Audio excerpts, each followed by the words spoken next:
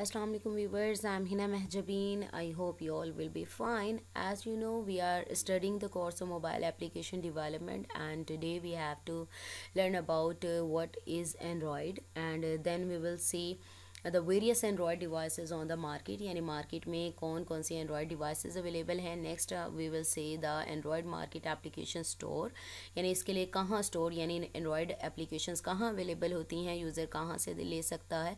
Next we will discuss about the Android architecture and framework, यानी उसका architecture किस तरह से स्ट्रक्चर बना हुआ है या क्या क्या चीज़ें इंपॉर्टेंट हैं इसमें, ये देखेंगे. जो है हमारा how to develop first Android application, वो सेपरेट लेक्चर है, वो नेक्स्ट लेक्चर आप लोगों का होगा. Now let's see. Android is a mobile operating system develop by Google. ठीक है, मोबाइल एंड्रॉयड नेम ही से पता चलता है आपको कि मोबाइल्स की बात हो रही है. तो ऑपरेटिंग सिस्टम है जो कि गूगल ने डेवलप किया है, और ये modified version of Linux kernel है. अब लिनक्स कर्नल क्या है? Linux kernel is an open source Linux operating system है जो कि एक कोर इंटरफेस प्रोवाइड करता है between hardware and its processes. ठीक है, तो हार्डवेयर के जो मेन फंक्शंस हैं ना वो परफॉर्म करता है. And other open source software, यानी उसकी क्या है, मॉडिफाइड जैसे लेटेस्ट वर्जन आती है, यानी लिनक्स कर्नल के बाद कहूँ तो ये एंड्रॉयड ऑपरेटिंग सिस्टम आ गया. And it is design primarily for touch screen mobile devices such as smartphone and tablets वगैरह के लिए पहले बनाया गया था. बेसिक इसका ये पर्पस था. फिर आगे फर्दर जैसे प्रोग्रेस होती रहती है तो इसको स्मार्टफोन्स के साथ साथ और भी बहुत सारी चीज़ें जैसे स्मार्ट वॉचेज़ आ गई, और डिफरेंट मैन्युफैक्चरर्स ने काम करना इस पर स्टार्ट कर दिया. स्मार्ट टीवीज़ आ गए. ठीक है, Android provides a rich application framework that allow developers to create innovative mobile applications using Java, Kotlin और C++ programming language. ये एप्लीकेशन रिच एप्लीकेशन फ्रेमवर्क है जिसमें डेवलपर्स इनोवेटिव यानी क्रिएटिव अट्रैक्टिव जो है मोबाइल एप्लीकेशंस बना सकते हैं. ना सिर्फ जावा में बल्कि कॉटलिन या C++ भी प्रोग्रामिंग लैंग्वेज यूज़ की जा सकती है. The various Android devices on the market, जब हम मार्केट की बात करते हैं, Android powers a wide range of devices including smartphones, tablets, smart watches, smart TVs and even some automotive system. Automotive systems वो होते हैं ग्रुप ऑफ रिलेटेड पार्ट्स या पीसेस कह लो जो कि एक स्पेसिफिक वर्क परफॉर्म करते हैं. ठीक है, तो इसमें बहुत सारी डिवाइसेस आ जाती हैं, कुछ के नेम यहाँ पर राइट कर लिए हैं, और भी बहुत सारी मिनी डिवाइसेस भी आ रही होती हैं. So there are numerous manufacturers producing Android, like Samsung है, हवावे है, गूगल है, शॉमी है, वन प्लस है, LG, Motorola and many others. आप लोगों ने सुना भी होगा, बहुत सारे ब्रांड्स आ गए हैं. ठीक है, these devices come in various shapes, sizes, specification and price range to cater to different consumer preferences and budgets, यानी हर कोई अपना बजट और अपनी जो प्रेफरेंसेस हैं उनको देखकर इनको परचेज़ करता है. क्या स्पेसिफिकेशन चाहिए, मुझे ये कैमरा अच्छा चाहिए, या फिर मुझे क्या है मेमोरी अच्छी चाहिए, तो इस तरह की जो स्पेसिफिकेशन, हाँ इतनी रेंज में हो, इतने पैसों में आ जाए, तो ये सारी चीज़ें देखते हुए जो यूज़र या कंज्यूमर्स हैं वो इसको परचेज़ करते हैं. अब है एंड्रॉयड मार्केट एप्लीकेशन स्टोर के, यहाँ ये जो एप्लीकेशंस हैं वो कहाँ पर आपको मिल सकती हैं. ठीक है, मोस्ट वैसे तो और भी प्लेटफॉर्म्स यानी प्ले स्टोर्स जो हैं वो ऐप स्टोर्स जो हैं वो अवेलेबल हैं, अमेज़ॉन वगैरह, लेकिन जो मोस्ट पॉपुलर आता है वो है गूगल प्ले स्टोर. जैसे ही आप लोग अपना मोबाइल ऑन करते हैं, उसमें कोई भी एप्लीकेशन आपने इंस्टॉल करनी हो, डाउनलोड करनी हो, तो आप क्या करते हैं, गूगल प्ले स्टोर ही ओपन करते हैं. The primary marketplace for distributing Android applications is the Google Play Store. It is a digital distribution platform operated by Google. कौन चला रहा है? Google चला रहा है.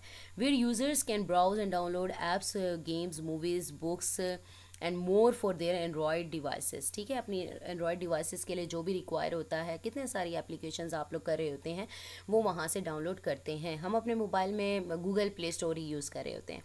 Developers can publish their applications on the Google Play Store after meeting certain guidelines and requirements set by Google. Google अगर कोई developer अपनी एप्लीकेशन वगैरह जो बनाता है वो गूगल प्ले स्टोर पर पब्लिश करने के लिए कुछ गाइडलाइंस और रिक्वायरमेंट्स होती हैं गूगल की, वो अगर कंप्लीट होती हैं देन ही वो पब्लिश कर सकता है. ठीक है, उसके बाद ही पब्लिश होती है कोई भी app. Additionally, there are alternative app stores like Amazon App Store and Samsung Galaxy Store, but the Google Play Store remains the most popular and widely used among Android users. ये मैंने अभी बता दिया. ठीक है, next we have to see the Android architecture structure किस तरह से बना है, किन चीज़ों पर बेस कर रहा है, किस तरह से वर्क करता है। एक ये लेयर्ड आर्किटेक्चर है और कम्प्रीहेंसिव फ्रेमवर्क होता है जो कि डिफरेंट फंक्शनैलिटीज़ हर जो पार्ट है इसका वो परफॉर्म कर रहा होता है।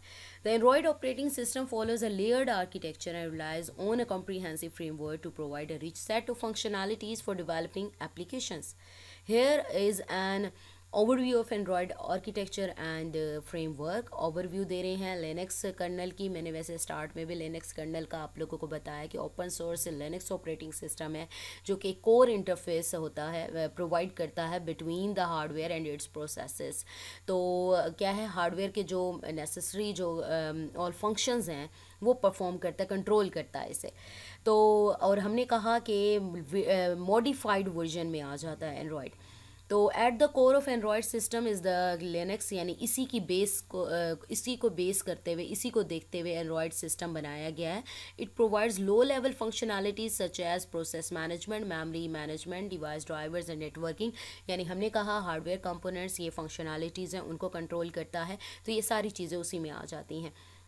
नेक्स्ट है हमारे पास हार्डवेयर एब्स्ट्रैक्शन लेयर के एक इंटरफेस, स्टैंडर्डाइज इंटरफेस हार्डवेयर का प्रोवाइड करता है जिसकी वजह से क्या है, जो डेवलपर्स वो डिवाइस ड्राइवर जो हैं स्पेसिफिक वो इम्प्लीमेंट करने के लिए यूज़ होते हैं। नेक्स्ट है नेटिव लाइब्रेरीज़ की बात करें। आप लोगों को पता है जब भी प्रोग्रामिंग करते हैं, कोई भी कोड राइट करते हैं तो लाइब्रेरीज़ यूज़ हो रही होती हैं, यानी कोड राइट किया हुआ होता है। Different libraries different functions perform कर रही होती है, डिफरेंट पर्पसेस के लिए यूज़ हो रही होती हैं। यहाँ पर these are libraries written C++ में राइट की जाती हैं that provide core functionalities to the Android system. For example libc की बात करो, स्टैंडर्ड C लाइब्रेरी है, यानी ये इंक्लूड करवाओगे तो C आप यूज़ कर सकते हो। मीडिया फ्रेमवर्क, मीडिया का आप लोगों को पता है ऑडियो वीडियो की बात हो रही है तो उसकी प्रोसेसिंग के लिए ये आप फ्रेमवर्क यूज़ कर सकते हो। SQLite की बात करें जो बिल्ट इन एंड्रॉयड का जो डेटाबेस है वो SQLite है, ठीक है। OpenGL ES है हमारे पास। 3D जो ग्राफिक लाइब्रेरीज़ है, ये 3D ग्राफिक्स बनाना चाहते हो तो ये लाइब्रेरी आपको यूज़ करनी पड़ेगी। नेक्स्ट है एंड्रॉयड रन टाइम। अब यहाँ पर ART भी कहते हैं इसे, मैनेज्ड रन टाइम एनवायरनमेंट, क्योंकि एग्जीक्यूट करती हैं आपकी एप्लीकेशंस। और जावा और कॉटलिन की बात हो रही है, एप्लीकेशन कोड जो है जावा और कॉटलिन में राइट किया हुआ उसको उसके लिए रन टाइम एनवायरनमेंट मैनेज करता है। It replaces the older Dalvik run time आती थी पहले, ठीक है, उसकी जगह पर ये आई है। और ART use A head of time compilation, यानी वक्त से पहले साथ कंपाइलेशन। हमने प्रीवियस लेक्चर्स में मैंने आई थिंक आप लोगों को बताया था ग्रेडल बिल्ड की बात की थी, ऑटोमेटिक कंपाइलेशन लिंकिंग वगैरह ये कर होती रहती है, ठीक है। And which improves application performance and reduces battery consumption, यानी साथ साथ होती रहती है तो आपको क्या है कंज्यूम नहीं होती, बैटरी भी कंज्यूम नहीं होती, ठीक है, और परफॉर्मेंस भी अच्छी होती है। जावा API framework, API application programming interface, यहाँ पर जावा क्लासेस और इंटरफेस की बात हो रही है। और इसकी हाई लेवल जो फंक्शनैलिटीज़ है वो परफॉर्म होती हैं। यूज़र इंटरफेस कंपोनेंट हैं, हमने ये पहले पढ़ा था, कंटेंट प्रोवाइडर हो जाता है, एक्टिविटीज़ हमारी आ जाती हैं, सर्विसेज आ जाती हैं, ये सारी चीज़ें इसमें आ जाती हैं। This layer consists of Java classes and interfaces that developers use to write Android applications. ठीक है, ये क्लासेस वगैरह जो हैं, यूज़र का इंटरफेस है वो बनाता है user. It provides high level functionalities such as user interface components होते हैं। कंटेंट प्रोवाइडर के बारे में हमने पढ़ा कि कंटेंट प्रोवाइड करता है एप्लीकेशन को ऑन रिक्वेस्ट। टेलीफोनी सर्विसेज हैं, यानी कोई डायल करते हो नंबर, कोई रिसीव करते हो, उसके बाद कोई एक्शन परफॉर्म किया जाता है। लोकेशन सर्विसेज होती हैं, लोकेशन सर्च करते हो आपको लोकेशन मिलती है, and many more. Some of the key components include activity manager जो कि एक्टिविटीज़ को कंट्रोल करता है। एक्टिविटीज़ के बारे में हमने पढ़ा था। Manage the life cycle of application, यानी and provides a framework for building user interface, यानी पीस कहा था, हमने कहा था एक स्क्रीन का पीस है, ठीक है, पार्ट है। कंटेंट प्रोवाइडर वही allow applications to share data, यानी एक एप्लीकेशन दूसरी के साथ डेटा शेयर कर सकती है on request. View system, widgets आ जाते हैं व्यूज़ में, जैसे बटन्स कहा था, टेक्स्ट फील्ड्स कही थी, टेक्स्ट बॉक्सेस हो गए, लेबल्स हो गए, ये सारी चीज़ें आ जाती हैं। Layout for building user interface, ये सारी व्यू में आ जाती हैं। नोटिफिकेशन, वही नोटिफिकेशन और अलर्ट्स यूज़र को देना, allow applications to display alerts to the user. Next हमारे पास है सिस्टम सर्विसेज की बात आ रही है, यानी सर्विसेज की बात आ रही है जो बैकग्राउंड में कोई ना कोई फंक्शन, कोई ना कोई ऑपरेशन परफॉर्म कर रही होती हैं, बैकग्राउंड में चलती ही रहती हैं। यहाँ पर सिस्टम की बात हो रही है, सिस्टम में भी बहुत सारी आ जाती हैं, जैसे लोकेशन मैनेजर की बात करूँ, नोटिफिकेशन मैनेजर की नोटिफिकेशंस की हैंडलिंग करता है, उसे कंट्रोल करता है। लोकेशन मैनेजर की बात की, लोकेशन बेस्ड जो सर्विसेज हैं उसके लिए एक्सेस प्रोवाइड करता है।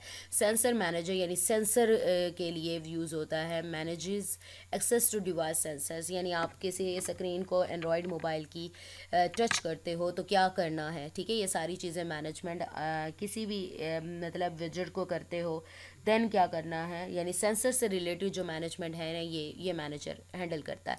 जैसे बहुत सारी बड़ी चीज़ होती है ना, उसको छोटे छोटे पार्ट्स में डिवाइड करते हैं, मैनेजर्स बना दें, ठीक है, तो क्या होता है मैनेज करना इजी हो जाता है। सेम इसी तरह से सिस्टम सर्विसेज के भी मैनेजर्स हैं। एप्लीकेशन फ्रेमवर्क, यही जो हमने बात की, यानी फ्रेमवर्क क्या है, यही सारी चीज़ें आ जाती हैं, लेयर्स आ जाती हैं। Provide the building blocks for developing Android application, इसमें क्या पढ़ा हमने, वेरियस मैनेजर्स, जैसे हमने location manager, notification manager, sensor manager की बात की, फिर हमने APIs की बात की जिसमें हमने कहा कि यूज़र इंटरफेस और जावा क्लासेस यूज़ होती हैं एप्लीकेशन के लिए। सिस्टम कंपोनेंट्स की बात की हमने, that developers can utilise to create their application efficiently. ये सारी चीज़ें एंड्रॉयड एप्लीकेशंस डेवलप यानी क्रिएट करने के लिए यूज़ होती हैं। एप्लीकेशन जब ये सारी चीज़ें यूज़ हो रही हैं उसके बाद हमें रिज़ल्ट क्या मिलना है, हमारी एप्लीकेशन बनेगी। टॉप लेयर जो है वो हमारी यूज़र एप्लीकेशन है, मेन चीज़ जो हमारी एप्लीकेशन है जो कि यूज़र इंटरेक्ट करता है जिसके साथ। These can be pre installed भी हो सकती हैं सिस्टम, यानी पहले से इंस्टॉल की गई, या थर्ड पार्टी यानी आप कहीं और से डाउनलोड कर सकते हो, गूगल प्ले स्टोर से या अमेजोन, जहाँ से भी गूगल प्ले स्टोर है वहाँ से आप लोग, प्ले स्टोर नहीं ऐप स्टोर है वहाँ से कर सकते हो इसे। So, this layered architecture of Android, along with its comprehensive framework, provides developers with a robust platform for building diverse and innovative applications for a wide range of services. तो अपने इस लेयर्ड आर्किटेक्चर फ्रेमवर्क की वजह से क्या है, ये strong platform है कि आप डाइवर्स इनोवेटिव यानी क्रिएटिव एप्लीकेशंस बना सकते हैं वाइड रेंज ऑफ डिवाइसेस, यानी बहुत बड़ी तादाद में डिवाइसेस के लिए। So we have completed our today's lecture here, that was about what is Android, various Android devices market, and Android market application store, and in last we have discussed about Android architecture and framework. So मुझे अपनी दुआ में याद रखिएगा, अपना ख्याल रखिएगा, take care, अल्लाह हाफिज़।